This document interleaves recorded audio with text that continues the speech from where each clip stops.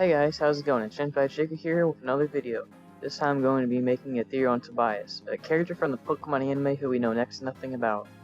I will try to analyze every piece of information we have on him in order to piece together what his backstory might be.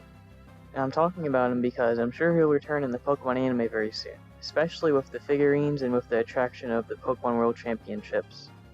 Anyways, Tobias appeared right at the end of Diamond and Pearl anime, in a fight against Ash in the Lily of the Valley Conference, which is the anime's equivalent of the Sinnoh League. And that is his only appearance, but we do actually know a few things about him from this. He defeated Ash and went on to win the conference. He has two Pokemon, DARKRAI and LATIOS. He's a very strong trainer who made his way up to the conference with only his DARKRAI, and he defeated the gym leaders with only his DARKRAI as well. He has at least 6 Pokemon. He is from Sinnoh, and he is not the current Sinnoh champion because in a Best Wishes episode we did see SHENPAI still carrying that title. And that's all the anime has given us so far on information about him. We have to analyze his name and his appearance to know more about him. So let's start with his appearance. And the only thing we can go on for now is that his outfit and his hairstyle closely resemble DARKRAI. Which, okay, I get the design choice, but his outfit is more than likely really important to him, considering DARKRAI is his main Pokemon.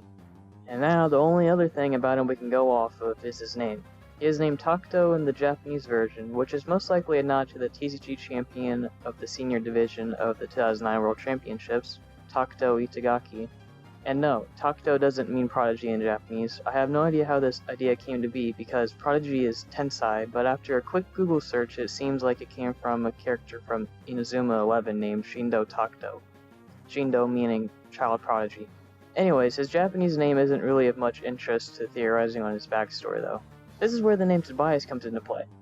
And I found it very odd how almost every other region calls him either Tobias or Takuto, with a majority on Tobias. And there's even a combination of Takuto and DARKRAI in the Chinese localization.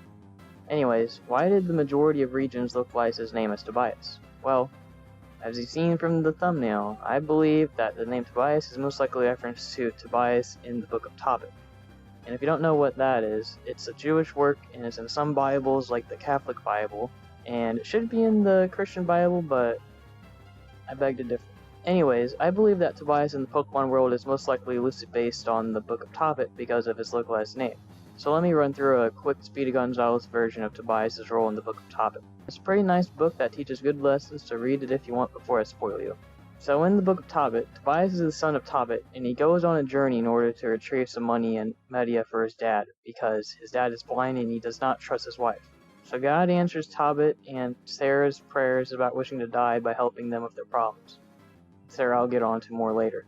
Throughout Tobias' journey, he is met with Raphael to travel to Media with him. His dad confirms it's okay for him to go along with Tobias. So Tobias and Raphael and their family dog travels with them to go on to Media.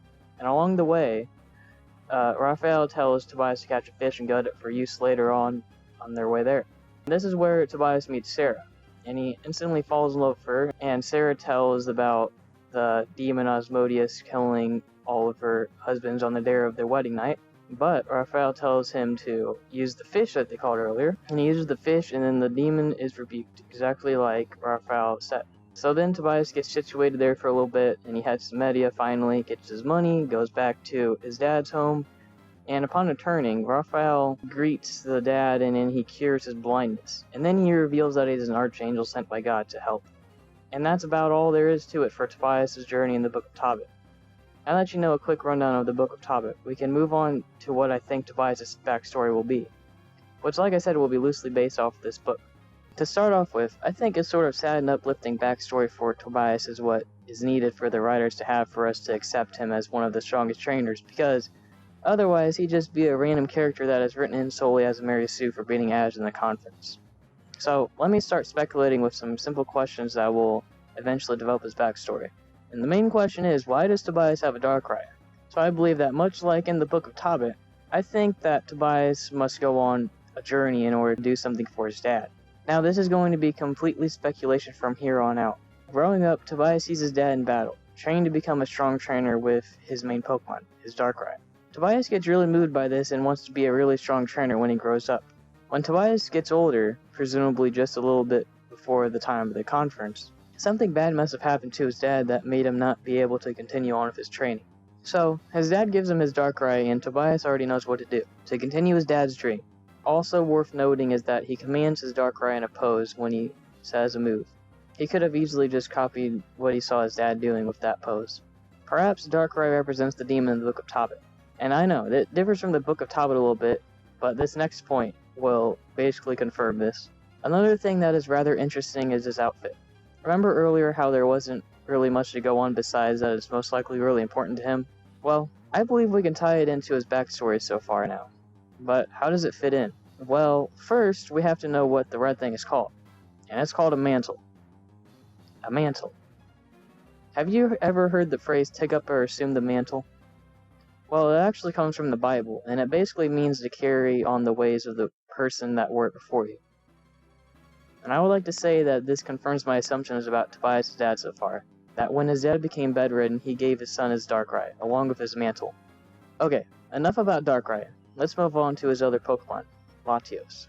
Now, there was some interesting things I noticed when I was rewatching the LATIOS movie. I'll put one of them on screen. It's some representations of angels on the wall here. Now, Pokemon doesn't have much biblical references, so this really stuck out to me. And then, I saw that earlier on in the movie, in the book that the two thieves stole, an evil trainer comes to Altamare in order to try and flood it.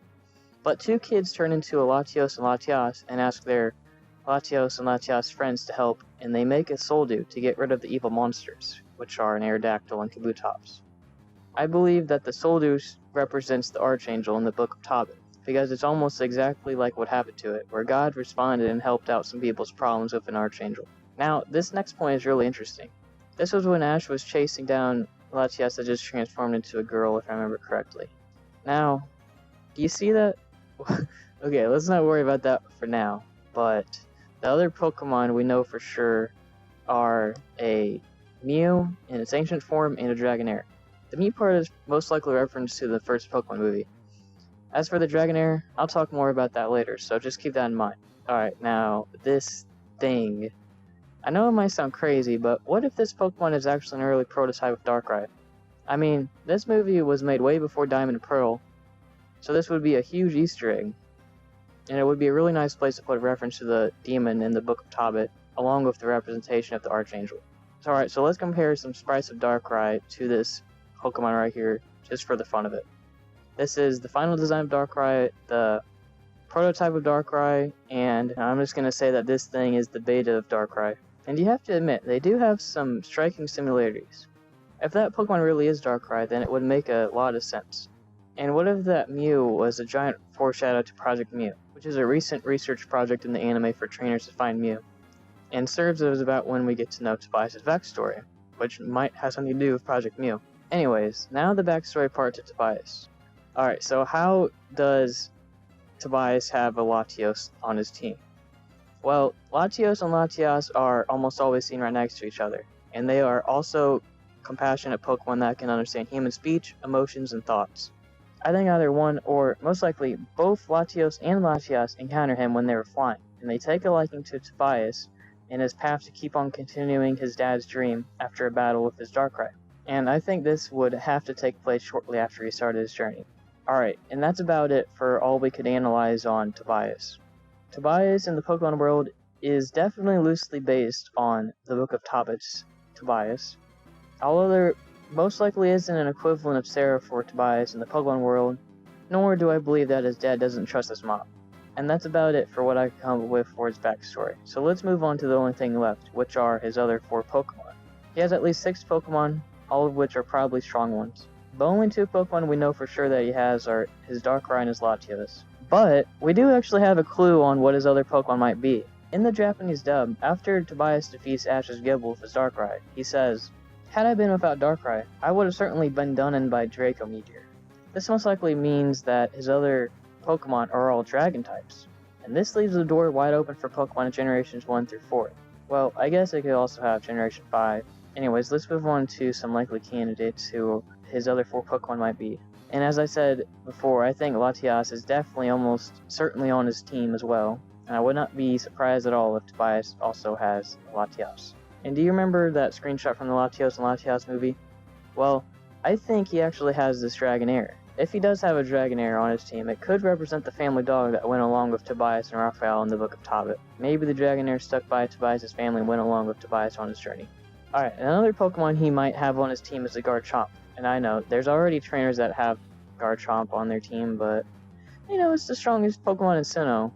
That's not legendary, so it makes a lot of sense for him to have one. And there's 3 other Pokemon that are possible candidates to be on his team. Flygon, Salamence, and Hydreigon, all of which are really strong dragon types and would make a lot of sense for Tobias to have. And that will most likely be his team up until the end of Diamond and Pearl anime. He most likely caught more Pokemon, we'll just have to wait and see though. In my eyes, it makes perfect sense how DARKRAI and LATIOS are on Tobias' team, as there are clear references to the Book of Tobit. And his backstory that I theorized just now also makes sense too, considering his name, mantle, and his DARKRAI and LATIOS. Only time will tell, but for now, this is the best I could come up with, given the only information we have on him.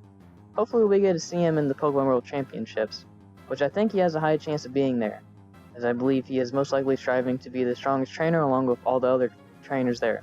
And I did a little mini theory on Twitter of the silhouettes of the Master 8, and look who's there. Anyways, I hope you guys enjoyed this theory, and I hope to see you guys in another video. Thanks for watching.